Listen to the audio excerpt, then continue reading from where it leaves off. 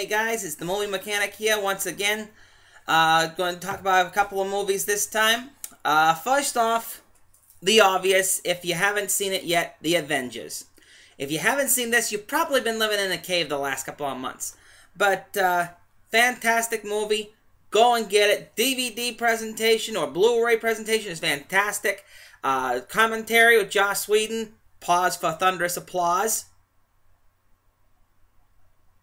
Okay, now, the deleted scenes are great, the bonus features are great, the extra short, the Marvel 1, Item 47, fantastic, great, you're going to love it. Go get it right now if you don't have it.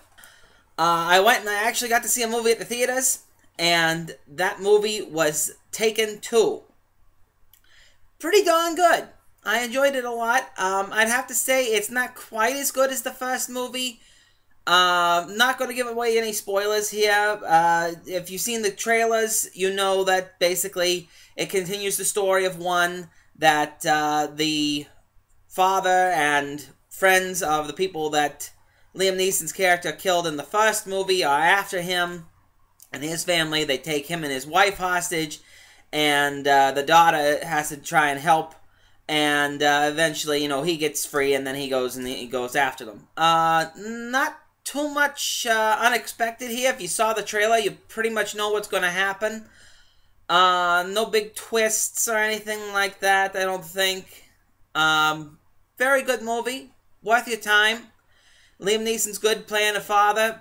I thought I would have gone a couple of different directions with this. They left it open for a 3, and they might go more the direction I was looking for in a 3, but basically I wanted to see, from what I saw in the trailers, it seemed to me that, okay, they're going to be taken captive, and the daughter's going to have to be the one to save them, and yeah, the dad's going to do what he can, but he's not going to be able to do a whole lot. And I wanted it to be that basically, you know, there was, in the movie that actually was made, it was about maybe a year to 6-8 months, something like that, between the time that his daughter had come back and had been saved and the time of the story. I thought it should have been a little longer, because it has been longer between the films, first of all, but secondly, and more importantly, I wanted to see that the daughter had actually been being trained by the father, because she was like, I'm never letting this happen to me again. There's no way in heck that I am going to be held captive again by anybody, and I want to be able to defend myself, which, to me, that would be what you would do. If you, first of all, if I had a father like that who had grown up, you know, I was growing up with him and he knew all this stuff and I knew he knew this stuff, it's not like True Lies or something, I would have been all over that. I've been saying, Dad, you gotta teach me how to defend myself. You gotta teach me how to fight, you know? You gotta teach me these tricks and stuff that you've learned throughout the years, because who knows? Who knows? But now that she's been through this thing, now that she's been kidnapped and she's been, you know, carried off to some, you know, far-off country and nearly sold into slavery and everything like happens in the first movie, I would have been like, no, I'm going to learn this. You're going to teach me. I don't care if it takes, you know, the rest of our lives. You're going to teach me how to defend myself. So they might go there in like a 3. Have it be that, you know, maybe her future husband, because there's a boyfriend in the story, not a big plot point. There's a boyfriend in the story and everything, and she might get married and have been learning this stuff, and then he gets kidnapped, and they go off and, you know, they're trying to save the boyfriend and maybe somebody else as well. I don't know. Overall, good movie, good continuation, worth seeing. Not exactly what I was hoping for. And leading into that, I have some things to apologize for, to unsay, if you will. I don't think I ever said them on the internet, especially since this is only my second blog, and I've only done about 5 videos or so for Movie Mechanic, the show. But, okay, let's just be honest here. You said it, I said it. We said, Battleship the movie. It's gonna stink. It's stupid. What? Aliens and Battleship? Please, come on. If you were going to make a movie about Battleship, it should probably be something like Das Boot. Am I pronouncing that right? Whatever, you know what movie I'm talking about. There's submarines out in the middle of nowhere, and it gets stalled out, and it's boring as heck. But that would probably be the best most accurate translation of Battleship to the big screen. To have it be that, there's maybe a fleet of battleships and they get hit with an EMP if it's modern, or if you set it back in the day, which is what I would probably do. I would have set it back in the day, back during World War II or something like that. Had it be that, this fleet's out there and something happens and all the communications go down and all they have now is the sonar or the radar. And I thought, I looked at the movie and I was like, aliens in Battleship, what? No. How do you do this? First of all, if you can't have something better than that, you shouldn't even make the movie, But, turns out, I was wrong. I went out and I got this. And it's actually really, really good. It's actually a very interesting movie. Only complaints I might have about it is that it does have the aliens and everything, but if it had been marketed as anything but a movie version of the game Battleship, it probably would have done pretty well because it's interesting. The characters are engaging. There's actually character development.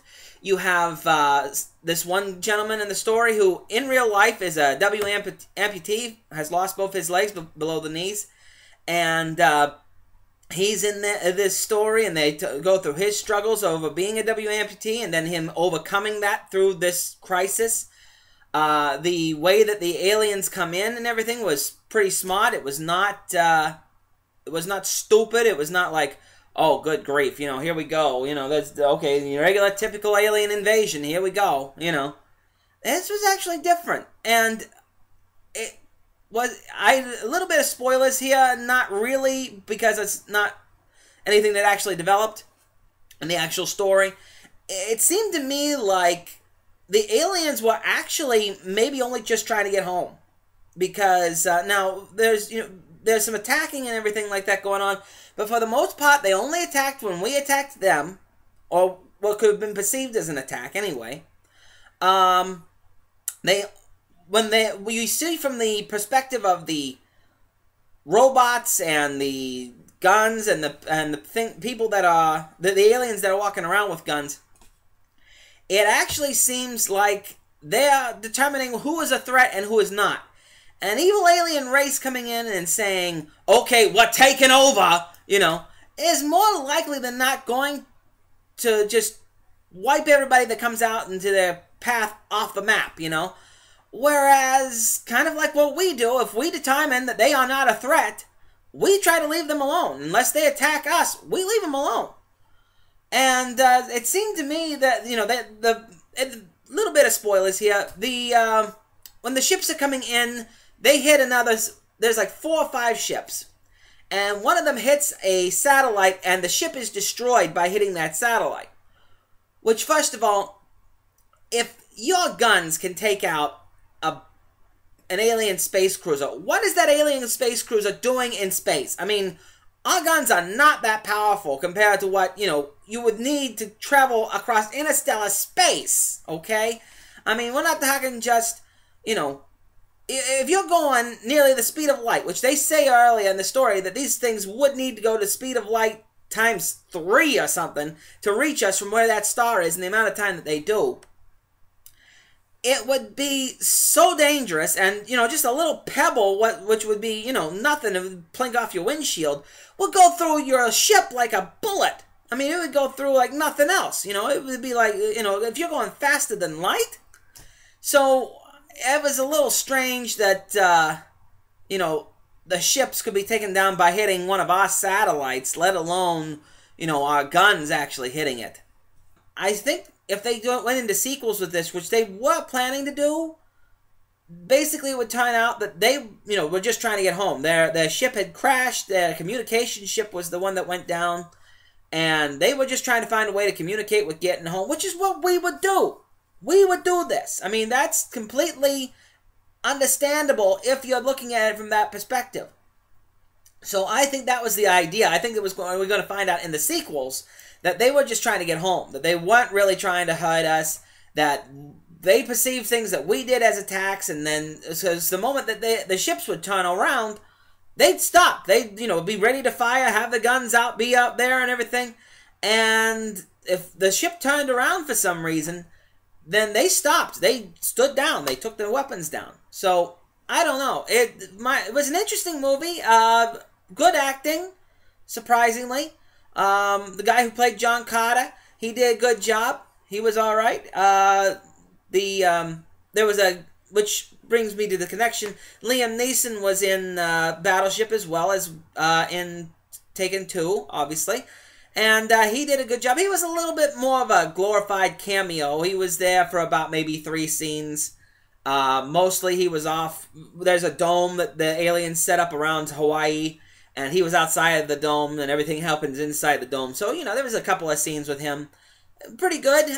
Worth your time, though. I mean, I know you said it, I said it. I can understand if you're like, I don't want to see this. But it's actually pretty good. I thought that the way that they incorporated the game elements into the story were actually pretty ingenious. I always perceived it as radar in the game. It turns out, in this movie at least, it's buoys. It's water displacement between buoys. And that's how they're able to tell where they are, the aliens are and everything. The one thing that I didn't catch on to until I watched the DVD stuff was that the projectiles, which they are throwing at the ships, are the form of pegs, like in the game. The white and red pegs.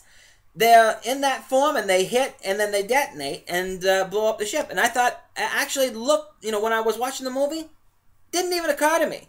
I just thought, okay, this is the alien projectile. I liked how they honored the game and, took elements and put them in there.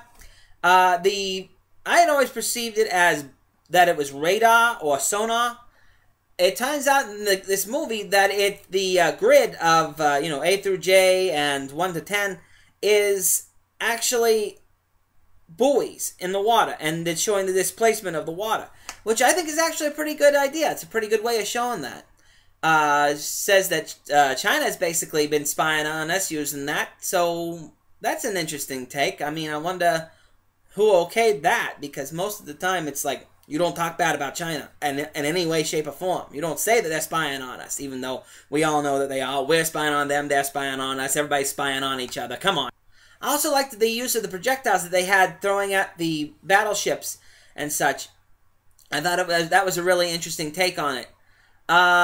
Because they actually used pegs. They're in the form of pegs. Now, I didn't realize this when I was watching the movie. It just kind of went over my head, and I was just like, okay, that's the alien projectile. But it turns out they were actually modeled, after the pegs that you use in the game to mark whether you've been hit or not. But I thought one of the best things about the movie was, and here's where you're going to get a little bit of spoilers, not a big deal. In the end of the movie, as you know, we don't use battleships really that much anymore. We use destroyers, and we use a lot of smaller, better boats that can really go fast and blow things out of the water. Whereas a battleship is meant to take hits. It's like, you can throw anything at this and it's going to take it. It's not going to sink the ship. Well, of course, we don't use those too much anymore because they cost too much to maintain, too much to make. We have more and better technology. But, of course, because the game and the movie are called Battleship, you have to have a battleship in there somewhere. So they go in and they take apart the Mighty Mo, the Missouri, the Battleship Missouri, and they take off all the, touristy stuff, and they take it into battle. Now, in reality, there's a group of people who used to work on the Battleship Missouri who now take care of it. They maintain the ship. Well, they have it be that in the story, at least, these so-called old salts go out and they help them with the battleship. They help them with the triangulation and aiming the guns and all this other sort of thing. And it was just really cool to see that happen. It was just really neat to see these old guys who, I don't know, most of them are probably actors. I don't know if they're, really the old, the old salts that work on the Battleship Missouri. But I thought it was really, really cool to see these old guys get out there and kick some butt, because in reality that they're long into. A lot of the people who were in the battle and stuff back in the day, they long to relive those glory years, and you know, here these characters at least got this chance. So that was a lot of fun. That was kind of like, all right, here we go. You know, that was a great piece for the movie. Overall, I enjoyed it. It was really good. It's it's kind of a big dumb action film. There might be some things in it that make you go, well, wait a minute, how does that work? You know, but it's an alien movie. It's not exactly supposed to be the intellectual hit of the year. So if you like a big action movie and you don't mind that they are just completely going off of the game here, not really, you know, what the game is about, it's pretty good. I mean, like I said, Aliens, I think this movie would have done better if it had been put under any other name other than Battleship. I think because people have such strong ideas in their head about what Battleship is and how Battleship is about, you know, two fleets of regular old ships going against each other, whether it's war games or it's supposed to be in World War II or something, who knows. But you have such strong ideas about Battleship that when you come and bring in something crazy and new into it like Aliens, which, by the way, Aliens are so overdone. It's just, okay, everything is Aliens, and I'm just so sick of it. The only one that gets a pass on that for me is Doctor Who. And that's because the whole premise of the show is aliens. Okay, that's all right. But when you go and you have the explanations for everything in every movie that comes out that is sci-fi or whatever turn out to be aliens. Okay, you know, this weird thing's going on. I've forgotten who I am. I don't know where I am. Oh, it's because I'm an alien. Somebody took my kid. Nobody remembers my kid. Why? Because it's alien. It's just every single thing in Hollywood now is aliens. It was even made a joke of in that movie Bolt, where they have the pigeons talking and the pigeons say, "I've got something new and bold and daring for you. Aliens. Oh snap!" You know, I mean, it was like it was a joke in that situation, but that's true. It's like aliens are way, way, way overused in Hollywood today. For a while there, it was vampires. Vampires are still kind of out there with the Twilight series, but people are starting to cave off of that. But for the last, 20 years, everything's been aliens, and it's just like, okay, find another explanation, please. Come up with something better than aliens. You know, it's like these people run out of ideas, and they hit a wall, and, okay, let's make it aliens. We don't know how to explain this. Let's make it aliens. So... But, yeah, Battleship's not that way. I mean, it kind of tells you, you know, obviously in the trailers and everything going into it, this is a movie about aliens. And I don't mind that so much. If it turns out, you know, if you tell me it's about aliens initially, I'm okay with that, pretty much. But when you just, you know, you set up this great mystery, this great idea, and what's going on? You know, how is this possible? What's going on? And it turns out it's aliens. So... I'm really sick of aliens in Hollywood, is my point. But, that was another one. The movie Super 8. Super 8. I was hoping... I had a couple of ideas, which I won't talk about here, because I don't want to give those away, because I might actually do something with that later on. But, I had this idea, and I was thinking, oh, this would be fantastic. Nobody would see this coming if this is what actually turns out to be in that train boxcar. And, no, it was an alien. It was just, you know, Area 51 and all this other kind of stuff, which, it was a good movie. It was worth watching. If it had been made back in the 80s, when, you know, they weren't really doing too much with aliens prior to, say, E.T., it might have been a good film. And it was a good film as is, but it would have stood up better, is my point. It would have stood up better as a movie if everything wasn't aliens. So, Hollywood, get some better ideas. Get over the alien garbage, unless you're doing a space epic like John Carter, which, by the way, I enjoyed. A lot of people said, oh, it's stupid and everything, and it bombed so bad. But actually, it did okay. It broke even. And I think that they should make sequels, and I think it would do even better than that. But there was no reason for that movie to be $250 million. I don't know why it cost that much. Probably, you know, primarily the special effects. But there was no real big names in it. The biggest name you might have is Willem Dafoe, and he's not exactly, you know, he's not Tom Cruise, that's for sure. But I'm ranting here, so I think I'm going to just sign off. And until next time, this is the Movie Mechanic, and we'll see you soon. Your stupid minds! Stupid! Stupid!